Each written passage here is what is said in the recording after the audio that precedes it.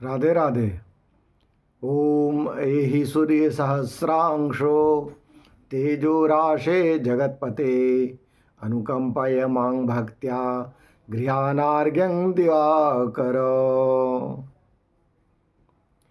जय षष्ठी माता, छठी देवी की जय हो।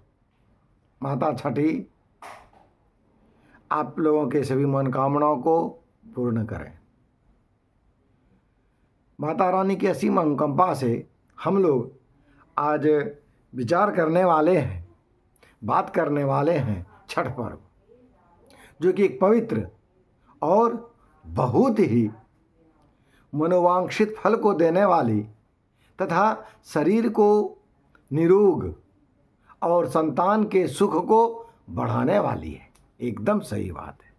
आइए हम सभी इस सब बात पर चर्चा करते हैं कि षष्ठी देवी कौन है।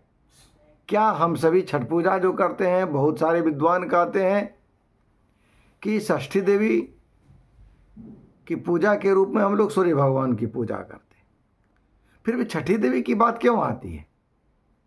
क्या दोनों एक ही हैं या अलग अलग हैं? आइए इस पर हम लोग थोड़ा सा विचार करते हैं। ये पर्व कितने दिन की होती है, कौन मना सकते हैं और कौन नहीं मना सकते हैं, कब मनाना चाहिए, इसकी क्या विशेषताएं हैं, इनके क्या महत्व हैं, इन सभी बातों पर आज आइए हम लोग विचार करते हैं। इससे पहले मैं कुछ आप लोगों को बताऊं, यदि मेरे चैनल पर आप फर्स्ट बार आए हैं और इस तरह की बातें आपको जाननी है, सनातन धर्म के बारे में जानना है, क्या है कैसे है, तो आप निश्चित ही मेरे चैनल को सब्सक्राइब कर लें, ताकि छठी माता षष्ठी व्रत आपके सभी मनोकामनाओं को पूर्ण करें। आइए हम सभी बात करते हैं कि ये छठ पर्व जो है वो कितने दिनों की होती है। तो हम सभी जानते हैं कि ये छठ पर्व 4 दिनों की है। शुरू कहाँ से है? शुरू है नहाए खाए से, जिसको हम लोग कद्दू भात भी कहते हैं। हालांकि मुख्य रूप से दीपावली के बाद ही हम सभी इसकी तैयारी में लग जाते हैं। गंगा स्नान करते हैं इसके पहले जा कर के, जहाँ गंगा, चूँकि ये मुख्य जो व्रत है, पर्व है, वो बिहार और यूपी का है। मुख्य रूप से बिहार का है, कुछ भाग यूपी का मिलता है। तो गंगा जी के हम लोग समीप हैं, इसलिए गंगा स्नान प्रमुख हो जाता है। जितने भी छठी व्रती हैं सब गंगा स्नान करते हैं दीपावली के बाद, और उस दिन से लहसुन, प्याज, मांस, मछली खाना बंद, अर्थात शुद्ध और सात्विक भोजन करते हैं। इसी में एक दिन कद्दू भात होता है, जिसको हम लोग नहाए खाए खाते हैं। उस दिन नहा करके ही खाया जाता है, इसलिए नहाए खाए भी कहते हैं हम लोग। दूसरे दिन खरना कहते हैं। दिन भर व्रती उपवास में रहती हैं या रहते हैं, और शाम के समय एक भुक्त भोजन करते हैं। इसके बाद उस दिन अर्घ्य भी पड़ता है। खरना के दिन बहुत सुंदर पकवान भोग लगता है और सभी प्रेम से मिल करके खाते हैं। ये सद्भावना का भी पर्व है, प्रेम का भी पर्व है, मिलन का भी पर्व है। क्योंकि पर्व और उत्सव जो होता है ना, हमारे यहाँ 16 संस्कार हैं, 16 संस्कार। इस संस्कार का वर्णन में आता है कि हम सभी संस्कार जो करते हैं, क्यों करते हैं? इसीलिए कि हम सभी जो अलग अलग एक जगह हो गए हैं, वो सभी एकत्रित हों, एक जगह रुक करके हम सभी आपस में बात करें, मिले। इसलिए तो ये मिलन का भी पर्व है।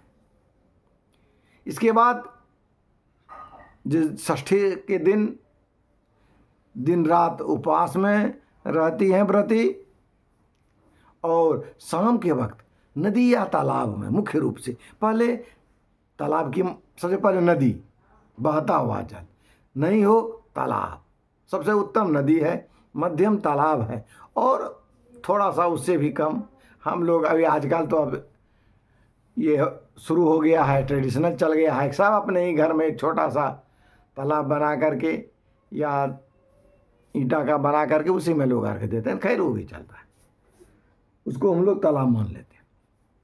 लेकिन वो सबसे छोटे क्वालिटी में आता है, सबसे निम्न में आता है। तो इस तरह से संध्या के समय सूर्य भगवान को अर्घ्य देते हैं। देखिए, सबसे बड़ी बात है कि जीवन जो अंतिम पड़ाव है, उगते सूर्य को कहा जाता है सभी अर्घ्य देता है, लेकिन डूबते सूर्य को हम लोग कब अर्घ्य देते हैं? बस इसी पर्व में। और सबसे बड़ी बात है कि इसलिए इस पर्व हम लोगों को इस बात का संदेश भी दे रहा है कि याद रखिएगा कि जो सामर्थ्यवान है वो कितने भी कमज़ोर क्यों न हो जाए, फिर भी उनका सामर्थ्य वही रहता है। क्योंकि किसी कवि का ठीक ही कहते हैं कि उदेति सविता ताम्रः ताम्र एवास्तमेति च संपत्तौ च विपत्तौ च महताम एक रूपता। जो महान लोग होते हैं वो संपत्ति और विपत्ति में एक रहते हैं। संपत्ति है फिर भी दानी, विपत्ति है फिर भी दानी। किस प्रकार से? जिस प्रकार से सूर्य उदित के समय में भी उसी कलर के रहते हैं और डूबने के समय में भी उसी कलर के होते हैं। इसलिए धैर्य पुरुष जो महान लोग होते हैं वो एक ही तरह के होते हैं।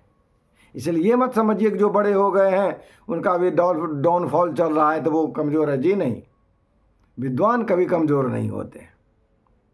चलिए अब हम लोग चलते हैं, अब हम लोग बात करते हैं। आ गई बात सूर्य भगवान की। तो सूर्य देव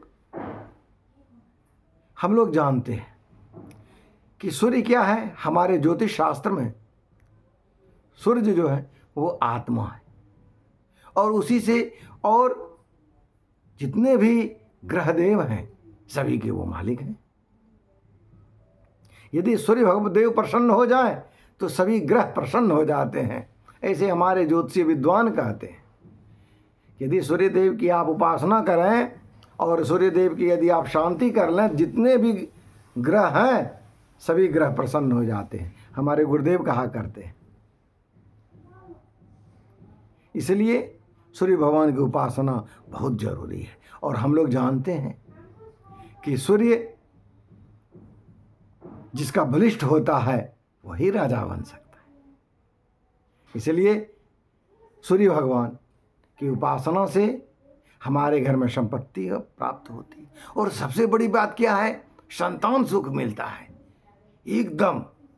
यदि आपके घर में संतान नहीं है, आप निसंतान है, और यदि आप चाहते हैं कि आपके घर में बच्चे जो हैं किलकारी मारे, तो निश्चित ही सूर्यदेव की उपासना करें। हाँ, उपासना थोड़ी कठिन है, कठिन उपासना है।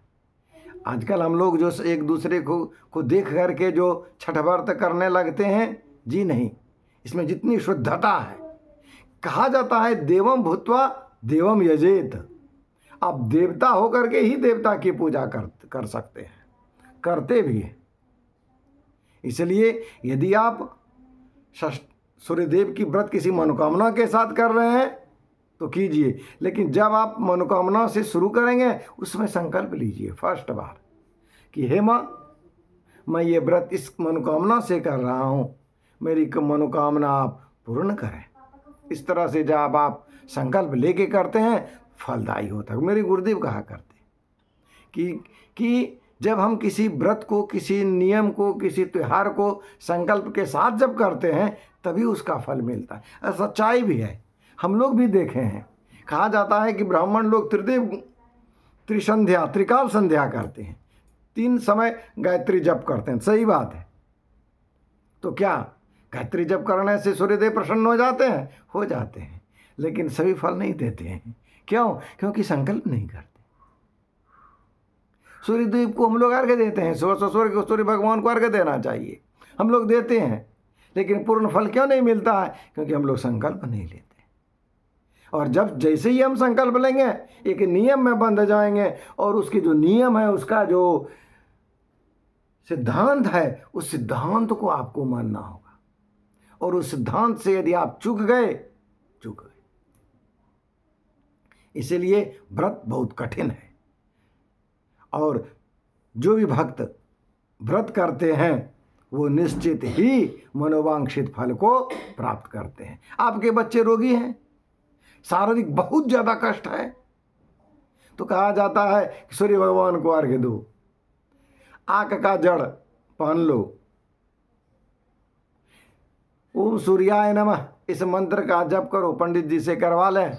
ये सब क्या है? ये सभी सूर्यदेव को प्रसन्न करने की अलग अलग विधाएं हैं, और उनमें भी ये मुख्य विधा जो है बस यही छठ व्रत है, जो अब 1-2 दिन में होने वाला है, जिसके लिए आप लोग बेसब्री से साल भर इंतजार करते हैं। तो आपके बच्चे कितने भी कष्ट में हों, आपके बच्चे की नौकरी नहीं लग रही है, परेशान है, राजा को प्रसन्न कर लीजिए ना, सब चीज़ ठीक हो जाएगा, सब चकाचक रहेगा। सूर्यदेव को प्रसन्न कर लीजिए, ग्रहों में वो राजा प्रमुख है। तो ये व्रत कब शुरू हुआ? तो जैसे हम लोग बीच में एक चर्चा आई थी कि महाभारत काल से, महाभारत काल के उससे पहले से भी है, लेकिन महाभारत काल में कर्ण जो थे, जो हमारे बिहार के भागलपुर के हैं, कर्ण क्षेत्र के जो राजा, आज भी कर्णगढ़ है, वो सूर्य देव का अनन्य भक्त थे और सूर्य पुत्र भी थे। ऐसी चर्चाएं हैं, इसलिए वो सूर्य भगवान की उपासना करते थे, और उस समय जो उनसे मांग लेते थे सूर्य उपासना के वक्त, उनको वो चीज़ मिल जाता था।